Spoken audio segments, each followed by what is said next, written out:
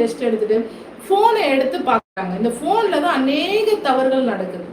இதுதான் நம்மளுக்கு விரோதமாய் செயல்படுகிற பிசாசின் ஆயுதம் என்னன்னா நம்முடைய போன் தான். அதை நம்ம எவ்வளவு நேரம் பார்க்கிறோம், எதுக்காக பார்க்கிறோன்ற விஷயம் இருக்குது. அப்ப அந்த போன்ல யாராவது சேட் பண்ணுவாங்க, அதை திருப்பி சேட் பண்றது, அப்படிப்பட்ட காரியங்கள்ல ஈடுபடும் போதுதான் பாவம் நமக்குள்ள உள்ள வருது. அப்படிதான் வீட்டுல இருக்கிறதான நல்ல சகோதரிகள் கூட பாவத்துல வெல்றாங்க. வாலிப பிள்ளைங்களுக்கு சொல்ல வேணாம், ரீல்ஸ் ஷார்ட்ஸ் அது இதுன்னு பாக்குறாங்க.